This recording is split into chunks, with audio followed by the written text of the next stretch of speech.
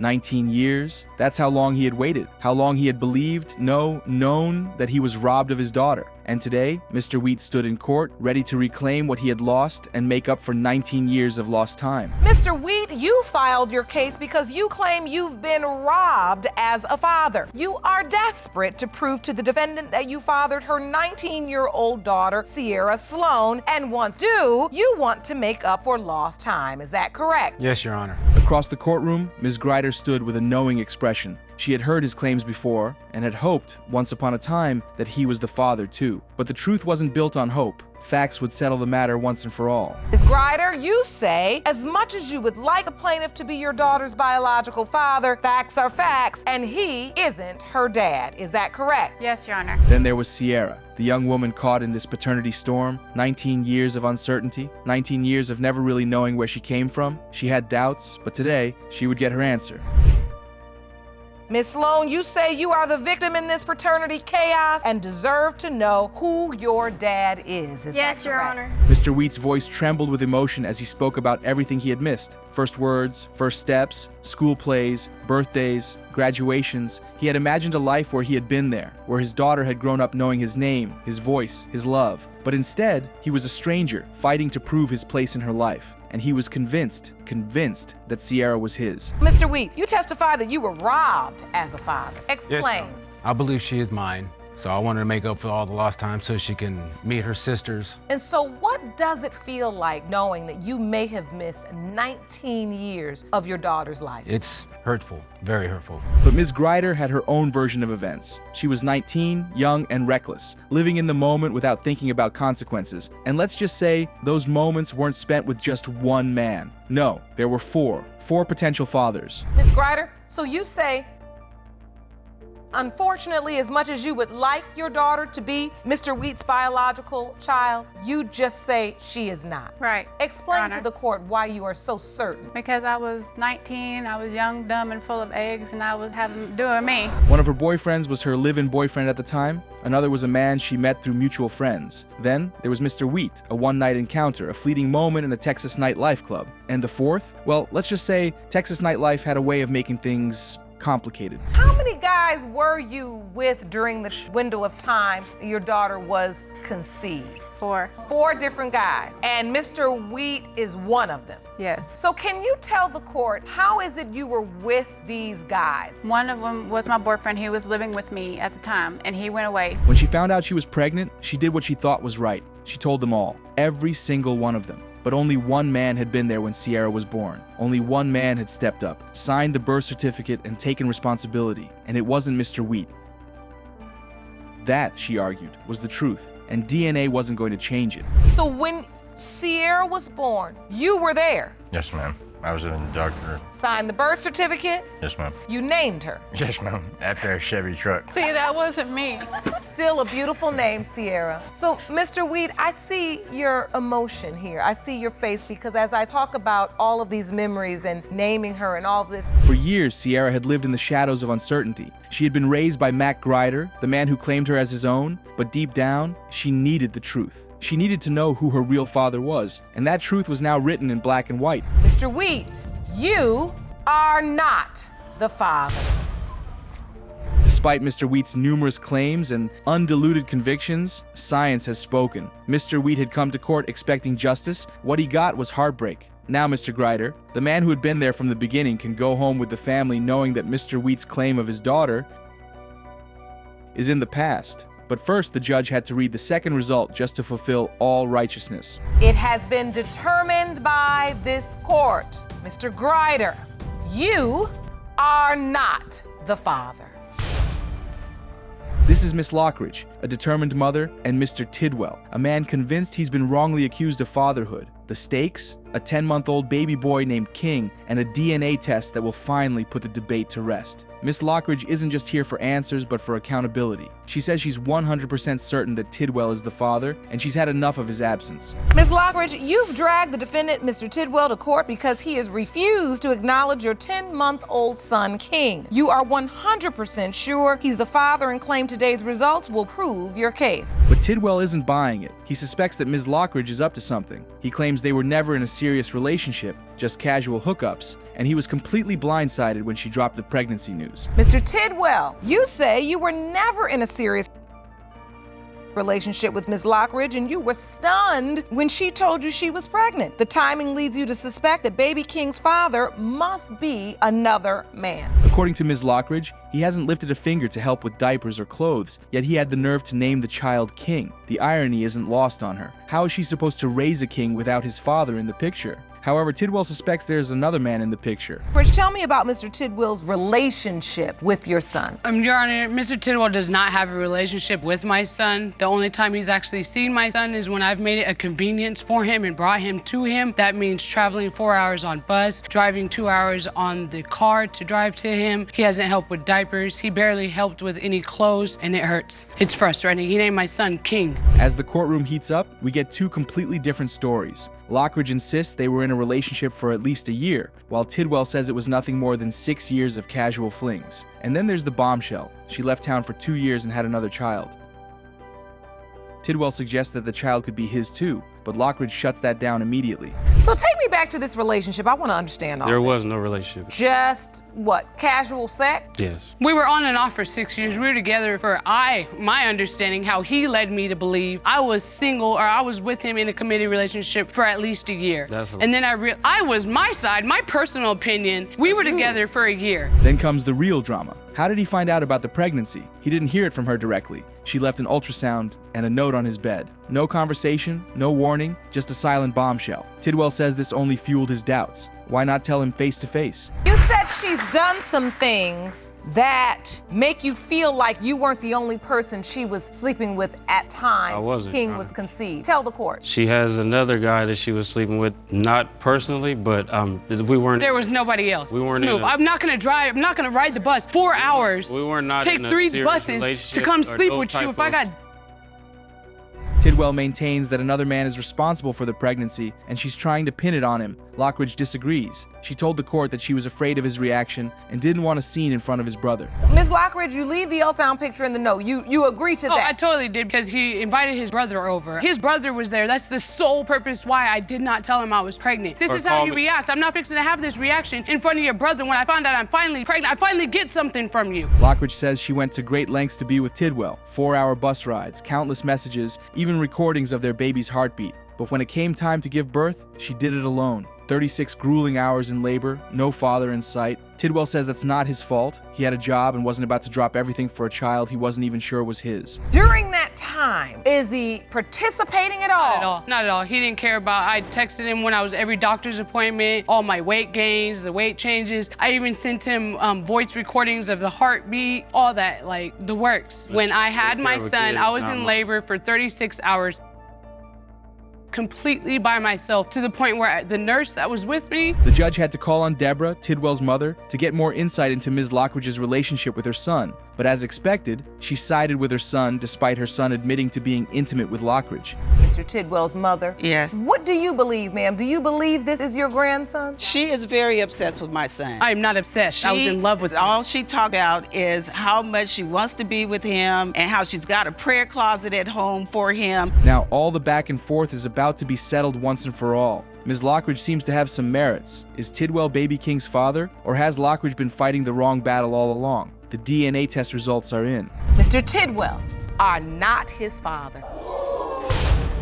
Mercedes Henderson had grown up believing Walter Henderson was her father. She carried his last name and waited for the warmth of acceptance that never came. Instead, she was treated differently from her siblings. It gnawed at her. Deep inside, she always knew something was off. Ms. Henderson, you claim that you believed Mr. Henderson was your biological father, but at the age of 15, Mr. Rycraw claimed he is your dad. You are doubtful and have opened today's case to get the truth. And then, at 15, another name surfaced, William Rycraw. There are people that come hoping to be the father. That's not William. He wasn't just some man from the past. He was convinced. He knew beyond a shadow of a doubt that she was his child. Mr. Rycraw, you say you know beyond a shadow of a doubt that Ms. Henderson is your daughter. You are here with her mother's twin sister who claims that she too is certain you are the biological father. Is that correct? Yes, Your Honor. He had been waiting, hoping.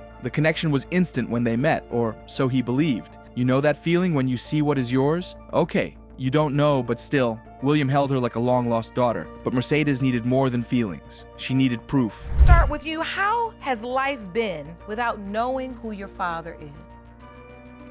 You know, it's lonely. My kids, they want to know their grandparents. And my daughter, she tells me all the time, Mom, we're gonna find your dad. So, you know, I'm just ready. I want to be close to somebody. I want to be close to them. Her Aunt Sharon, twin sister to Mercedes' late mother, stood firmly in William's corner. Sharon has seen similarities between William and Mercedes. Her late sister told her that William was Mercedes' father and that she was certain that the DNA would agree. And then just to know that my sister's resting in her grave and that my niece needs to know who her family really is. I mean, I just need to know too for sure so she can get a peace of mind so we can all move on. But the point is, either way it go. And then there was Walter, the man she had called her father her entire life. He had been married to her mother. So why did he doubt it? His answer was chilling. She had left California to visit family in Arkansas. When she returned, she was suddenly pregnant. Walter had his suspicions, but instead of demanding the truth, he made a cruel bargain. Cheated, or you assume this is my baby? She was pregnant before she left. Well, Your Honor, actually, when I talked to her, I told her, if it's the girl, it's ours. If it's the boy, you gotta go. Oh, so you had an inkling, you had a suspicion. That it wasn't mine. Are you on the birth certificate? No. He never asked for a test, never fought to be sure. Walter had taken her in, but always at arm's length. He was a father on paper, but probably not in heart. Still, the past often comes calling when you least expect it. However, the biggest revelation was yet to come. My sister, when it comes to telling the truth on certain things, they'll beat around the bush. And like she didn't answer him when she came back, she didn't tell her the truth either. Why do you think your sister didn't tell the truth? Mercedes' mother had been involved with both men, her husband Walter and William, the secret lover. Their affair was a hushed-up scandal buried beneath years of deception. Sharon, the aunt, had always known. But was it her place to tell? But now, no more secrets, no more lies. The results are in, and the judge starts with the secret lover. Relates to this other gentleman. The probability of paternity was determined to be 0.00%. He's not your biological father. Get the medic, get the medic. Someone call the medic, please. Well, that leaves either Henderson or William as the father. Could Mercedes' aunt be telling the truth about William? If she is, how does she start navigating the relationship? Is Mr. Henderson about to lose someone he had accepted as his daughter all this while? Mr. Henderson, you are not the father. It appears Mercedes' aunt might be saying the truth after all. Twins share a deep bond, so it's safe to say her sister has been real with her. A single piece of paper held the truth Mercedes had been waiting her whole life for. Nothing can go wrong now. It has been determined by this court. Mr. Rycroft, you are not the father. You are, Dad. I'm so sorry. Monica Myers had spent her entire life in the dark, haunted by a question that no child should ever have to ask. Who is my father? Not once, not twice, but 13 times, her mother had thrown out different names, each a potential answer. But today, the guessing game would finally end. Today, science would expose the truth. Ms. Myers, you have brought your mother, Ms. Madrigal, to court today because you claim she has no idea who your biological father is. You say your mother gave you a list of 13 possible men, and you are hoping to determine who your father is today. Two men sat in court, both summoned for the same reason, both waiting to hear if they had unknowingly fathered a daughter. For one of them, this day would be a life-changing revelation. But for Monica, this was about more than just biology. This was about closure, about knowing where she came from. Her mother, Samantha Madrigal, stood beside her, almost amused. You admit to having a laundry list of potential fathers, but hope today answers your daughter's lifelong question. Now, Ms. Myers, Ms. Myers had been robbed of a father, but worse, she had been robbed of certainty. As a child, she had always felt different, not truly belonging. She had begged her mother for answers, only to be met with half-truths and dismissive laughs. circumstances that started your search for your biological father. When I was 13 years old, I had a father figure in my life, and he died at that age. And you know, when he died, I needed closure. I needed somebody to be there. Samantha had been young and reckless, living fast, unconcerned about consequences. And now, decades later, that past has come knocking. But even now, she brushed it off. The 13 men, exaggeration, fabrication, Monica disagreed. These weren't ghosts. They were real, flesh and blood men who had no idea they might have a daughter. Madrigal, as you're giving your daughter this list, and I do not mean this in a joking way, right? You couldn't narrow it down from 13? You know, the 13 that she's named is like 13 ghosts, fabricated. What about Pick Any Man in Seattle?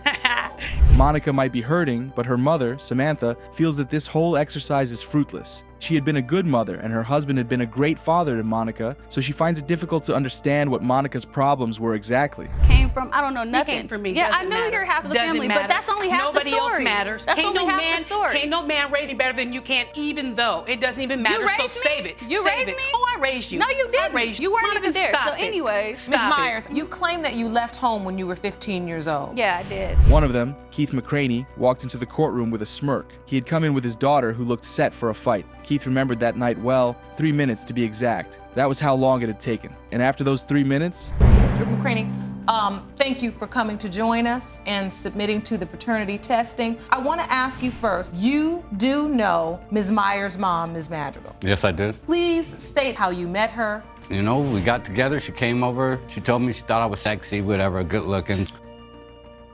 Okay, we had sex, it was a 3-minute thing. Although Keith now accepts that 3 minutes is enough to fertilize a woman, he couldn't help but smile at the irony of 3 minutes changing your life forever. Samantha had left his house and gone straight to another man's bed. Same night, same circumstances. So, really, was he supposed to believe he was the father? I couldn't believe it, 3 minutes. I understand it doesn't take that, but... So you don't take 2 seconds to get pregnant? It was your 3 minutes of fame that had gotten her there?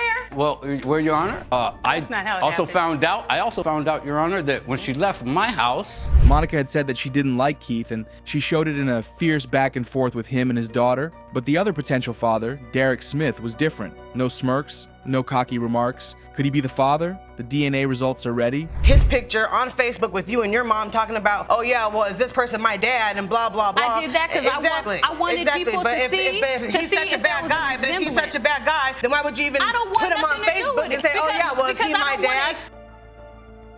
Monica had not hidden her disdain for Keith and his family. According to her, Keith's family had maltreated her because they were convinced she wasn't Keith's daughter. The assumption that she might be his daughter had driven me against her. She didn't want to know what they would do if it was confirmed that she was indeed his daughter. She wants the DNA to point to any of the 13 guys but Keith. Will the results listen? That Mr. Smith, you are not Monica's father. I never thought I'd have to hear that. I still love you, though. It's okay. When it comes to Miss Monica Myers, Mr. Keith McCraney, it has been determined by this court that you are the father. There it is. This was supposed to be a paternity case, but it felt more like an emotional battlefield. On one side, a concerned mother convinced her daughter was spiraling out of control. The mother was adamant. Her daughter's reckless lifestyle meant there was no way Mr. Boyce was the father. She insisted her daughter had been with multiple men and that Mr. Boyce was being deceived.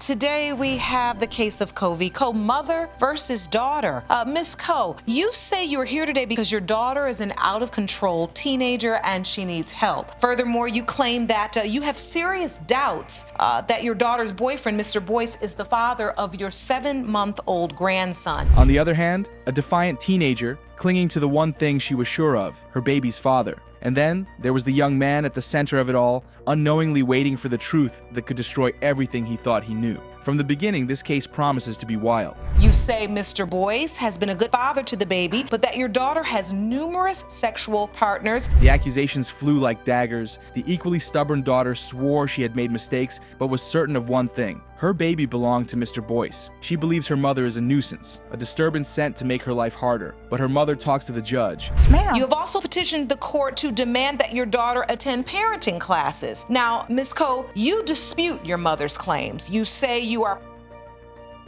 positive that Mr. Boyce is your baby's father and say today's result of the paternity test will prove your mother wrong. This wasn't just about paternity. This was years of pent-up resentment, rebellion, and a fractured relationship between mother and daughter. The mother claimed her daughter was out of control, bringing thugs into the house with no regard for consequences, and consequences did come. A police officer, not once, but twice. Hitting a police officer. She punched a police officer twice. I get the phone call, go up to the school, I get there. I was thankful that I knew this police officer. He looks at me and he says, "This is your daughter?" Why would she do such a thing? Ziair had her reasons. If her mother, Mrs. Coe, had not abandoned her, maybe she would have turned out better. However, the mom denied the atrocious claims. She makes it clear that her daughter wants a carefree lifestyle without acknowledging the dangers. My mother and her girlfriend just jumped on me. You come mess them up. I said her girlfriend just jumped on me, and I did have somebody come over there. She made that phone call. Them guys, they loaded up. They came to my house. They bust out every window. They busted out my car. They destroyed my house. This was 1 week before I was That's your car? That's my car. Now that she is pregnant, the mother wants things to be done properly. Although she had been there when her daughter needed her most, she recognized that her behavior meant that the paternity of the child was uncertain. She had taken the bulls by the horn and spoken to Ziair's boyfriend. I went over to my best friend's house and he was there. So now, what I believe, and you can tell me if I'm right, Mom, you're worried now about this cycle repeating itself. Exactly. The young man, Mr. Boyce, had done everything right. He had stood by the baby, taken on responsibility, and believed in the relationship. But today, his entire world teetered on the edge of a single envelope. He had loved Ziair, and he's ready to prove it. You don't have to feel ashamed about that. I was there for you. If you want more episodes of Paternity Court, make sure to subscribe and click on the notification bell. Are you worried for your baby? You don't want your baby to have to grow up and feel the things you felt? What are your hopes for your son? What do you want for him? I just want him to have both of his parents. And I don't want him to grow up like I did, and I don't want him to run the streets like I did, because I don't want him. The judge laid out the facts, her voice steady, cutting through the tension in the room. The mother insisted she had told Mr. Boyce from the beginning that a test was necessary. The daughter, however, confessed there had been another man, a slip, a mistake, a moment she couldn't take back. But in her heart, she was still certain. Mr. Boyce was the father, and then the results. The paternity of this particular child, but we also know that this child is very important to you. Yeah, he really is. Am I correct? Yes. Please tell the court about that. I feel like from the beginning I knew it was a possibility, but at the same time, you know what I'm saying, he made me grow more, you know what I'm saying, since he been around. Because my mom, she passed away, and once I told her about it, you know what I'm saying, she just, oh, that's my grandbaby. The air was thick, suffocating. The mother sat rigid, her daughter silent, and Mr. Boyce hopeful. The judge read the results. I'm really, really proud of you. I really am. I want you to know that. And you know who else is? And as, you know, as much of a stand-up man, you know, you're being in this decision, in this situation, I should say, you're being a really mature individual. Mr. Boyce was not the father. His face drained of color. He sat there, frozen, as if his mind refused to process what his ears had just heard. The weight of betrayal crushed him, pressing against his chest and stealing the air from his lungs. He had loved this child, devoted himself to him, and was convinced that he was the father, no matter the whispers or doubts. He did you. Ms. Coe, but you have told this court that you think it could possibly be Mr. Boyce or maybe someone else. Okay. Let's go to the results, okay? Jerome, do you have the results? Here you go, Your Honor. But he wasn't. The mother let out a sharp breath. Relief, vindication. The daughter? Her confidence shattered in an instant. She had sworn she was sure, convinced herself there was no other way. But now, the truth had spoken. And Mr. Boyce? He had built his world around a lie. The judge's voice cut through the stunned silence. There were lessons to be learned here. Recklessness had consequences. Deception had victims. And in the middle of it all, an innocent child would soon grow up to ask the same question his father had asked today. Who am I? Justice had been served, but it left behind nothing but heartbreak. Mr. Boyce, you are not the father. The courtroom was packed, and the air was thick with tension. On one side stood Bishop House, a man of God and a leader in his community, now entangled in a paternity battle that threatened his reputation. On the other hand, Ms. Webster was a young woman caught between multiple lovers, searching for the truth about her child's father. And waiting just outside, another possible dad, Miles Jones, was unaware of the storm he was about to enter.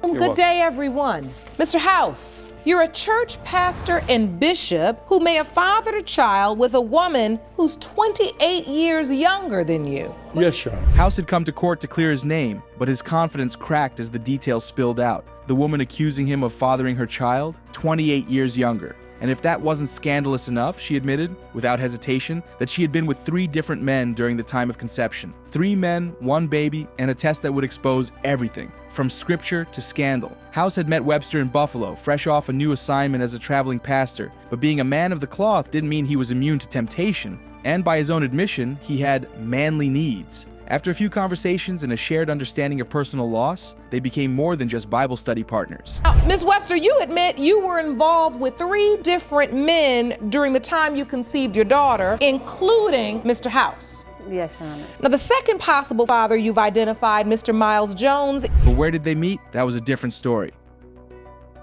She claimed they met at church. He insisted it was a fast food joint, a small detail, but in a case like this, every contradiction mattered. Regardless of where their paths first crossed, one thing was certain. This wasn't a love story. It was a lust story. House made it clear. This was nothing but a casual hookup, a booty call, as he put it. And he hadn't been careful for a man who claimed to be so careful with his reputation. And he's currently waiting outside of the courtroom. Yes. So, Mr. House, first explain to the court, how did this all start between you and Ms. Webster? It started with me leaving an assignment that I had in Jacksonville, moving to Buffalo, New York, taking on a new assignment as a pastor. I'm a bishop, but I'm also a traveling pastor. Because Webster was not exclusive. While she was wrapped up in a late-night rendezvous with House, she also saw Miles Jones. And unlike the bishop, Jones actually believed they had something real. What started as a few weeks of casual fun had turned into a committed relationship. At least he thought so. I think that, maybe in the right atmosphere, we could probably, make a relationship and go a little bit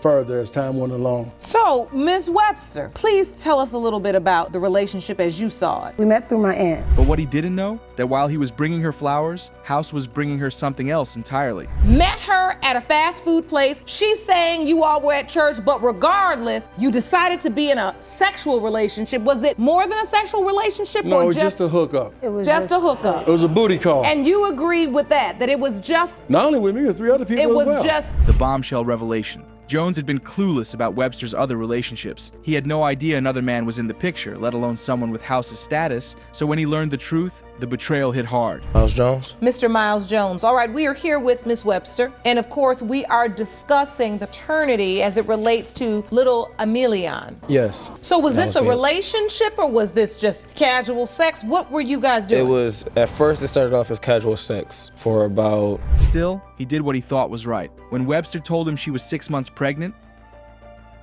he didn't hesitate. He stepped up, paid for things, stayed by her side, named the baby after himself, and signed some papers at the hospital, believing, this is my child. What happened, Mr. House? So you just up and left town? No. In fact, I hung around for several weeks, even after my assignment ended, and I never got a phone call from her. So the point is, you left the window open. If she really wanted to reach you, she'd be able to find you. She would be able to find me. So now question, when you left town, did you know she was pregnant? I had no idea at all whatsoever. She never told me she was pregnant. But House, he vanished, left town without a word. His excuse? He never knew she was pregnant, never got a call, never received a message. Yet, Webster's aunt somehow managed to track him down through his church organization. And just 30 days ago, the phone rang. Immediately, exactly. So why didn't when the auntie called me and told me, immediately I called. So hold on, Mr. Miles Jones, I want to figure out what was happening with you at this time. So you find out she's pregnant. Right. How? I came over on a regular hookup to go meet up with her. We was gonna go out. There's a woman saying you left her with child. That was all it took to drag him into court.